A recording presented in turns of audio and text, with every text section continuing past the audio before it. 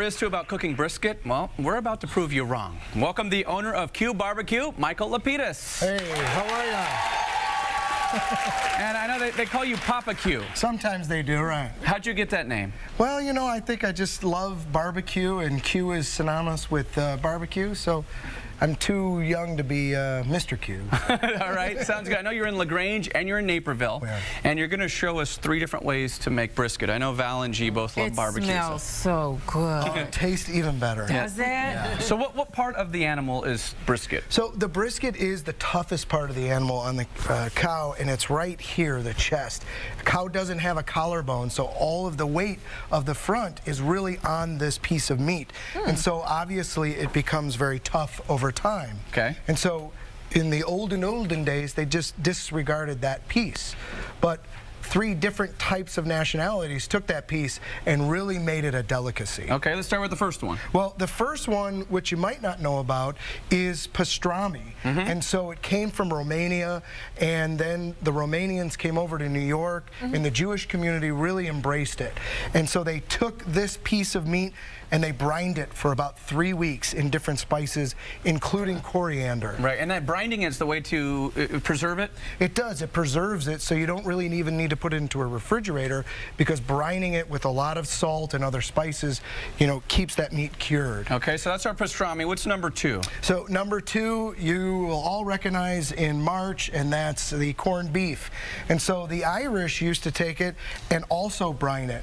But what is unique is the Irish rarely ate corned beef. They exported it. And so the American Irish took it and said, hey, let's take the brine, we'll soak it off, and then we're going to put it in a pot, we're going to boil it with cabbage and potatoes and carrots, and we're going to make it a St. Patrick's Day feast. All right, sounds good. So we have the corned beef, we have the pastrami, and what's our third one? And so this is very near and dear to my heart, obviously, and you can see. My heart is all over. That's right.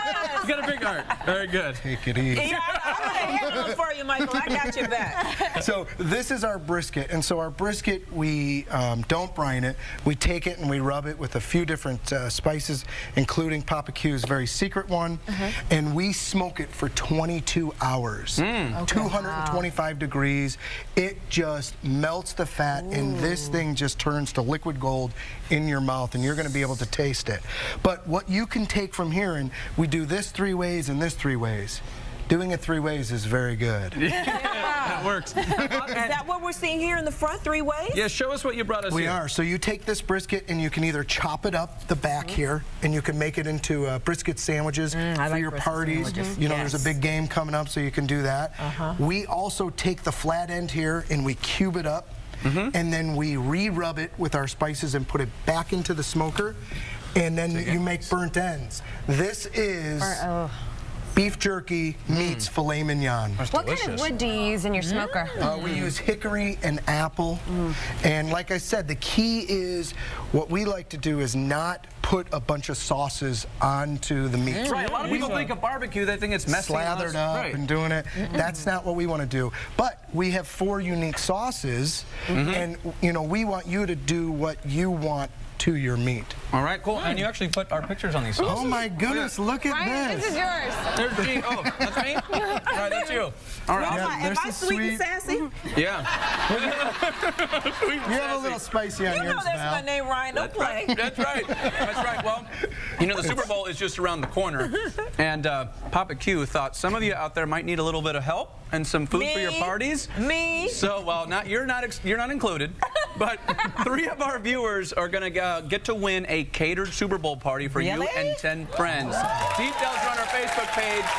And he's also given everyone in our audience a sandwich, because we can't eat right in front of you, so you're going home with that too. Oh, good. All right. Papa Q, congratulations on the Michelin Gourmand Award as well. Oh, thank you so much. You're too young to be a Papa Q. All right. Well, You can be All a right. daddy Q.